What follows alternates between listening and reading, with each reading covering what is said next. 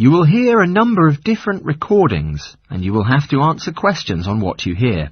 There will be time for you to read the instructions and questions, and you will have a chance to check your work. All the recordings will be played once only. The test is in 4 sections. At the end of the test, you will be given 10 minutes to transfer your answers to an answer sheet. Now turn to Section 1.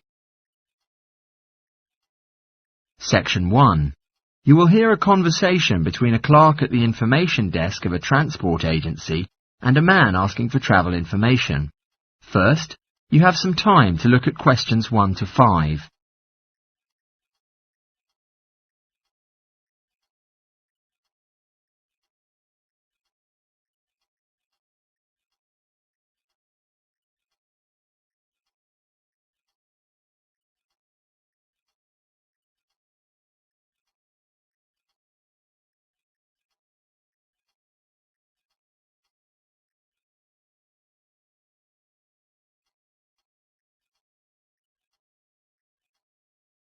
You will see that there is an example which has been done for you. On this occasion only, the conversation relating to this will be played first. Morning. Thanks for calling Metro Link. Is there anything I can do for you? Good morning. I would like to go to Harbour City tomorrow before 11 a.m. From Bayswater. Well, for Bayswater? Oh, no, from Bayswater, where I am currently living. But Harbour City is my destination. Sorry, that means Bayswater to Harbour City. Which mode of transport do you prefer? By bus or train? The destination is Harbour City, so Harbour City has been written in the space. Now we shall begin. You should answer the questions as you listen, because you will not hear the recording a second time. Listen carefully and answer questions 1 to 5. Morning. Thanks for calling Metro Link. Is there anything I can do for you? Good morning. I would like to go to Harbour City tomorrow before 11 a.m. From Bayswater. Well, for Bayswater? Oh, no, from Bayswater, where I am currently living. But Harbour City is my destination. Sorry, that means Bayswater to Harbour City. Which mode of transport do you prefer? By bus or train? In fact, I have no preference, only if it brought me to Harbour faster. Well, if you take an express train, you'll be right in Harbour within an hour from departure. Let's see. Yes, I recommend you to get on the 9:30 a.m. express. Sounds perfect. So, at which station should I get on the train? Helensvale is the nearest station to you. Helensvale? Did you say that? No, Helensvale. That's Helendale. Then how can I get there fastest? Let me see. Please wait a minute. I need to have a look. It says you probably have 2 options for the routes. The first one is the 7:06 bus from Bayswater Shopping Centre to Central Street. There will be another bus that can take you to the train station. Or, if you don't mind walking directly to Central Street, like a couple of kilometres, then you can take the bus there, bringing you to the train station. Sure, but which bus is that, the one in Central Street? The 7:02 will take... Oh, sorry, it's the 7:82 that will take you to the station. I believe walking will be fine, so option 2 might seem better to me. When should I arrive at Central Street to catch the bus? There are 2 buses that you can catch and get to the station on time. One just before 9 o'clock, one right after. Yet in the morning it might be better to take the earlier one, just in case of a traffic jam or something like that. I'd like to say the 8:55 one is more reassuring than the 9:05 one. Sure, I don't want to miss the train, so the 5 to 9 one will be better. Before you hear the rest of the conversation, you have some time to look at questions 6 to 10.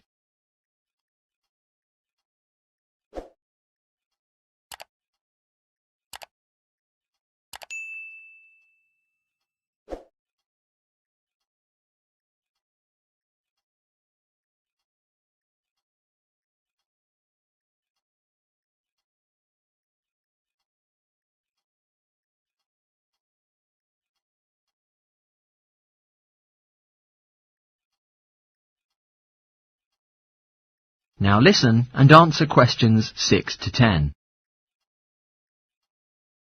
One more thing. How much would the fares cost? Well, the bus is $1.80 in cash, and the train is $10 each way. But do you have a travel link card? No, but I may get one before tomorrow. All right. If you have the card, you can pay considerably less. The bus will cost you $1.50, and the train to Harbour... Sorry, wait, it will still cost you $10 because it is during rush hour in the morning, I'm afraid. Yet, if you could return at an off-peak time... What do you mean by that? All right. If you could begin your returning journey before 5 in the afternoon, or later than 7:45, 7:45 in the evening. In fact, my plan is that I won't start to go back home until 8 o'clock anyway.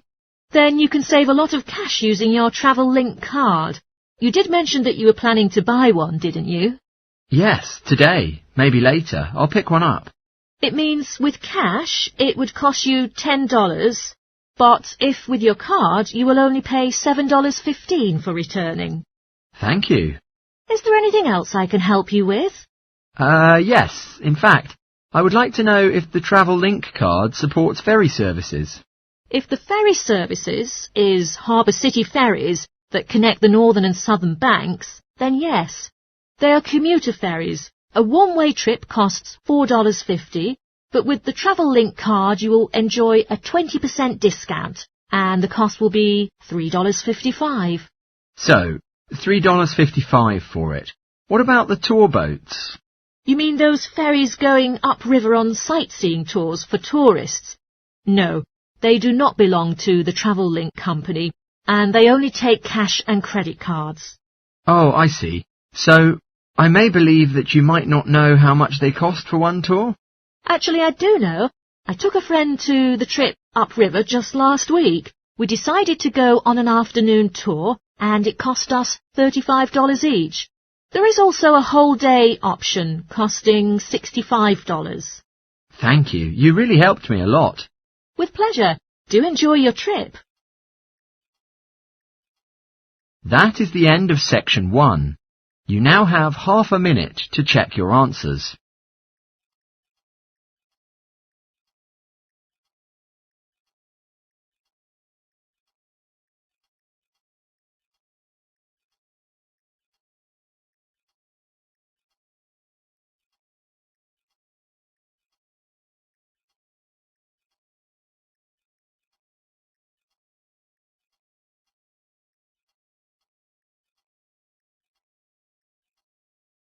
Now turn to section 2. Section 2. You will hear a radio anchor on broadcast speaking to her audience about water conservation and some contributions they can make at home. First, you have some time to look at questions 11 to 16.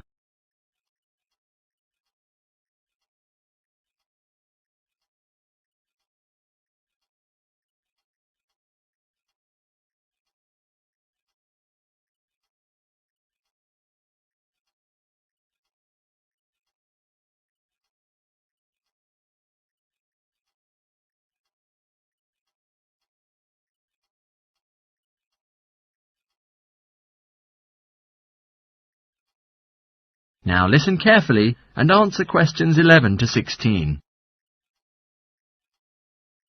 Good morning, ladies and gentlemen. Thank you for returning to Action Radio. We are here talking about current affairs and global issues. I am Jill, and today our focus will be on discussing the very concerning issue of the significance of water conservation and how you can make your own contribution at home. The most universal wasted energy of all the domestic kinds is heat. Yet since my house has well-insulated walls, I'm lucky enough not to need to do anything about this problem. Yet, I still found out that a large amount of water was wasted owing to my way of life. I looked into a few approaches online, trying to reduce my water usage as much as possible, and have been pleasantly surprised to figure out that there are experts in that field who can make some instant changes to my home. But the only dark side is this work is so costly that there are no means for me to get financial help. Now, if any of you listeners are interested in reducing your energy usage, here are a couple of easy and positive changes you can make immediately. A lot of the magazines will recommend that you change your bulbs for those with energy-saving capabilities. However, I have found that these make little difference to your electricity bill, and they also severely reduce the light levels in your home. Instead, simply switch off all plug sockets and appliances to make an immediate saving on your electricity consumption. If this doesn't make enough of a saving for you, you could later turn down the thermostat as well.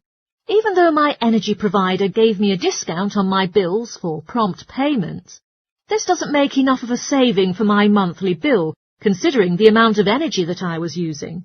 So, I felt like switching to another provider. Not only could I make a considerable monthly saving, but also get other perks from the new company. The bills can now be paid online, for instance, which was a thrill to me because it saves me from driving to the bank. If our contract endures more than 1 year, they will also provide me with a deduction for all the energy-saving appliances I am currently using. Now, many of you listeners will have an electricity meter at home, so I'm very sure that all of you will know the problems associated with them. These meters can occupy a lot of room in your home and can be very unsightly if you cannot tuck them away in a cupboard. Mine is very large and it measures both gas and electricity usage. But it is nicely hidden in the coat cupboard, and I'm lucky enough to escape from accessing it easily. But the cons about this is that whenever I need to take a meter reading, I'll have to use a torch because it is hidden in darkness, and without a flashlight, I can't read the numbers on the screen correctly. I recently extended my house with a new room that gives us a bathroom with a low-energy boiler, so I'm able to take long showers guilty-free. My walls are nice and thick and well insulated, but disappointingly, the window is a little drafty. Thus, I am about to make some investments by doing some upgrading. Given renewable energy, I initially thought about installing solar panels on the roof to heat the water rather than applying a new low-energy boiler, which was the price-friendly alternative.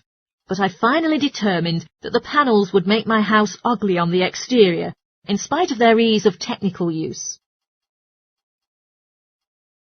Before you hear the rest of the talk, you have some time to look at questions 17 to 20.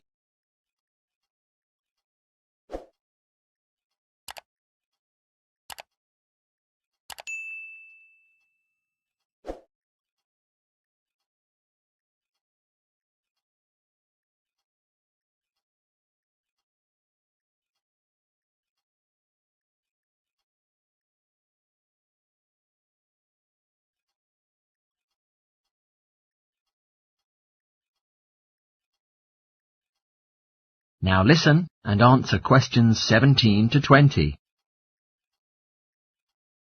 Now, if you are keen on taking long showers, as I am, switching from baths to showers doesn't change much on your total water usage. Instead, some small effective changes can be quite helpful and efficient. When making a cup of tea, for instance, before boiling water, measure out the amount that you need during the procedure. Also, when brushing teeth, use a cup of water instead of leaving the tap water running. I would recommend you not to fill up the washing machine before switching it on, because I found out that the clothes were not thoroughly cleaned. Also, call a plumber to fix your dripping taps. This will give rise to a great reduction of water being wasted. Before finishing today's show, I'd like to address 2 questions that we often get asked by listeners. We had some great feedback about our answer to last week's question on how to calculate the price involved in powering domestic appliances. So, let's see how we do this week. One of the most commonly asked questions this week was, which device is the lowest energy option for watching films? The simplest answer is that the smaller the screen, the lower the energy used.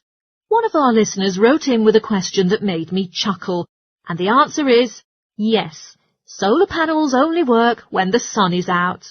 Now, on a more serious note, a number of you wanted to know what the most efficient temperature is to set the thermostat to. The answer is that the closer you set it to room temperature, the lower the energy used. Before saying goodbye today, I'll give you one last tip. Turn off all the lights when you leave the room.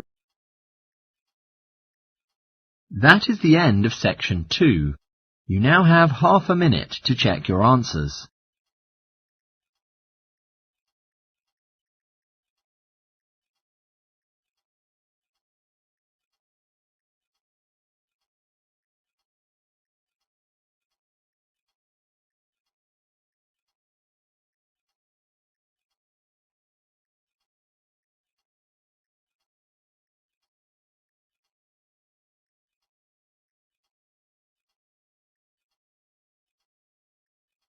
Now, turn to section 3. Section 3. You will hear two students called Tim and Jenny discussing their geography assessment they are going to take next week. First, you have some time to look at questions 21 to 25.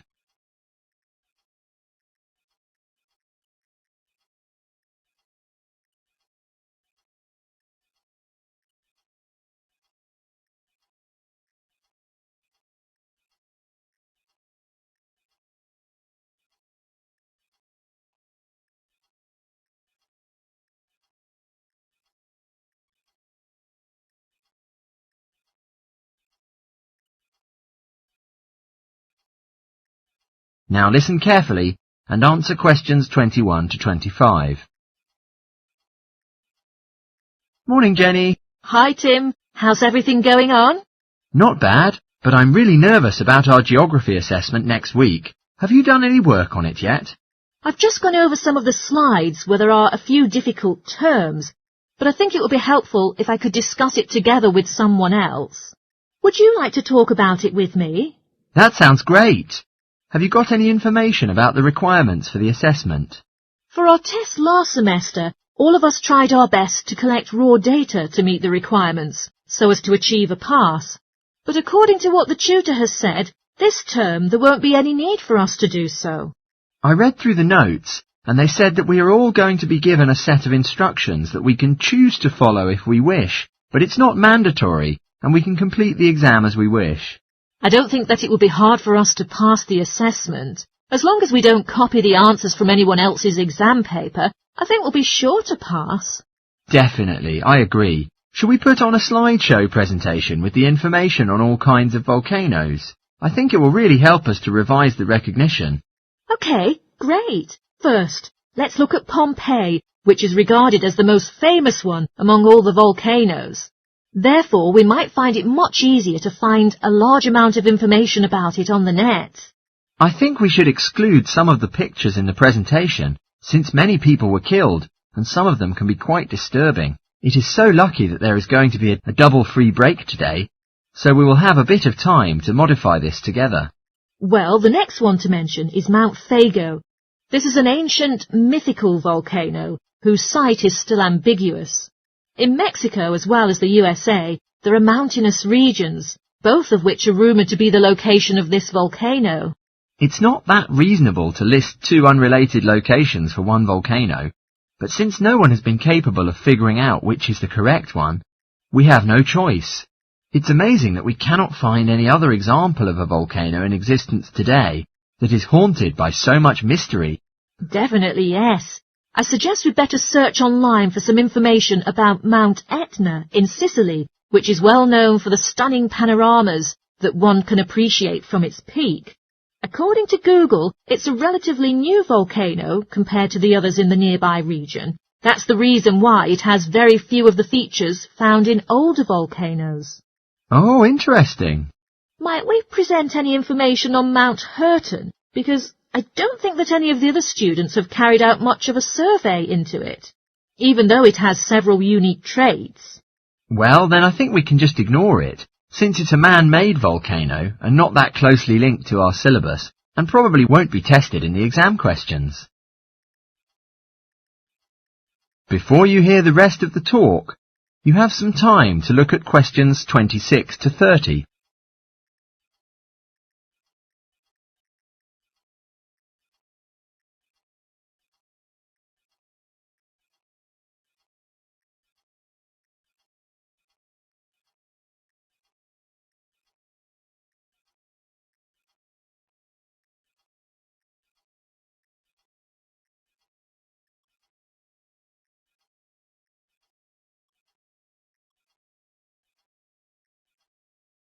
Now listen and answer questions 26 to 30.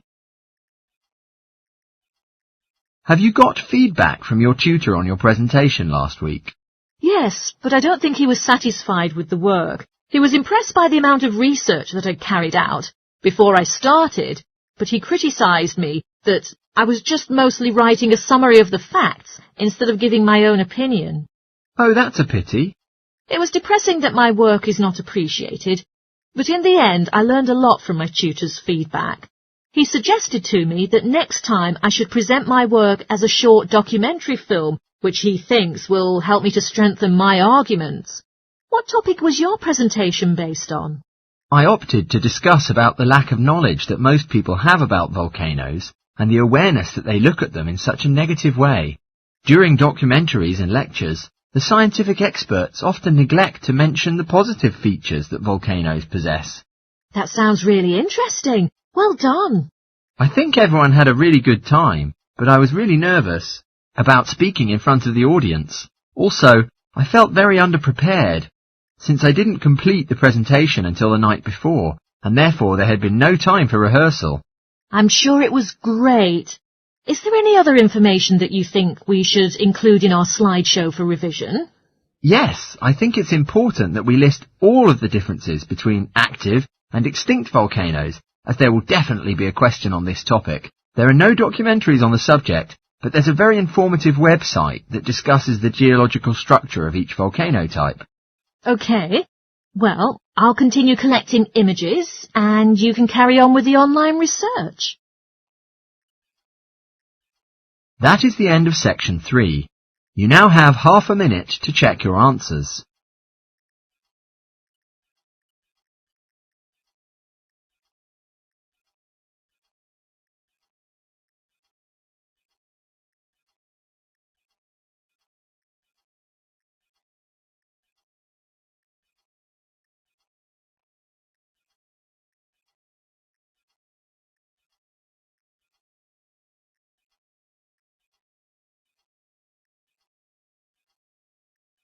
Now, turn to section 4. Section 4. You will hear part of a lecture in a zoology course talking about New Zealand birds and their protection. First, you have some time to look at questions 31 to 40.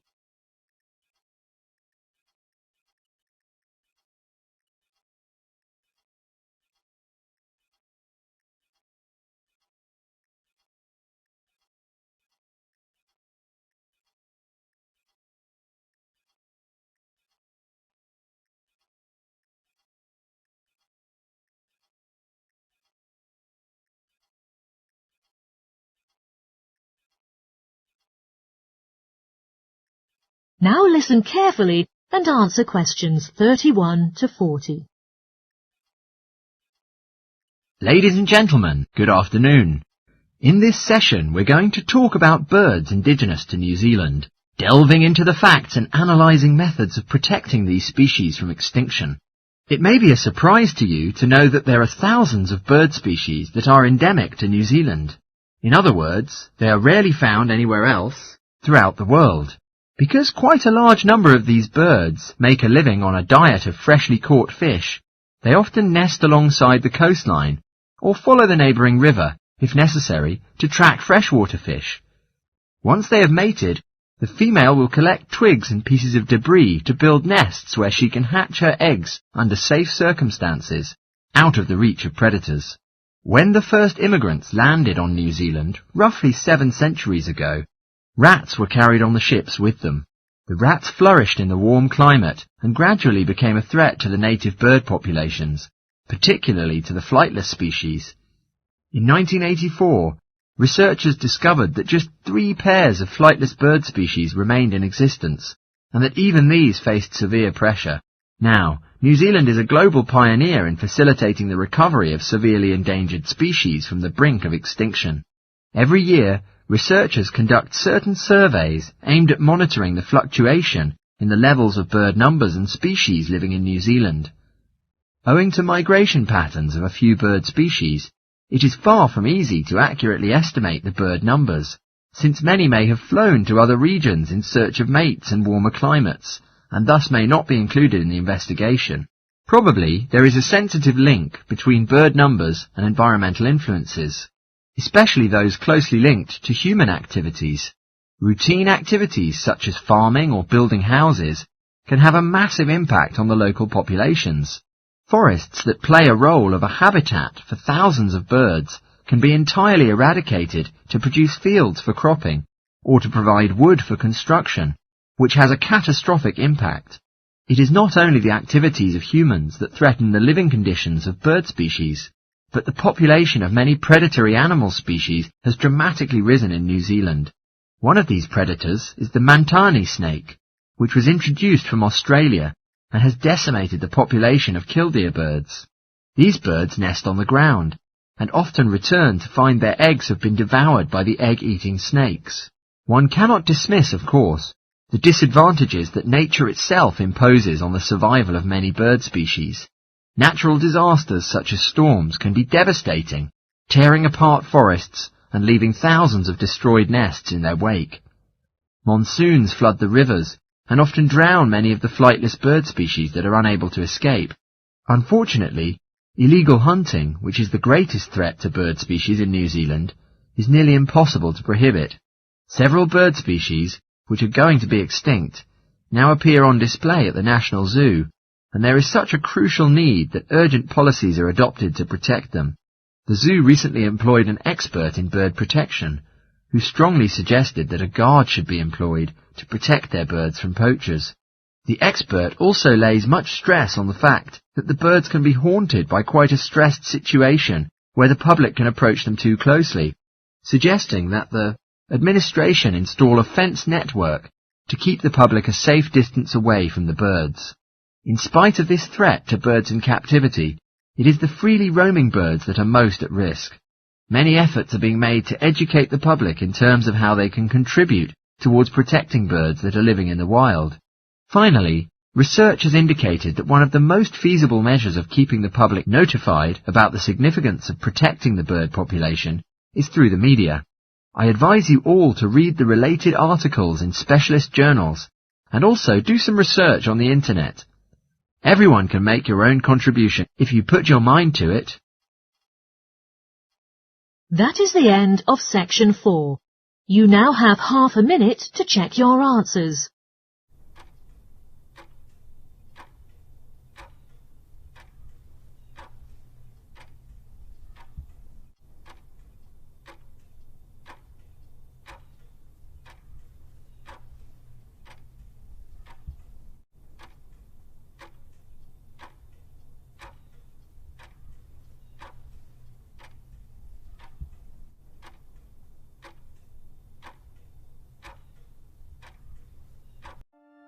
That is the end of the listening test.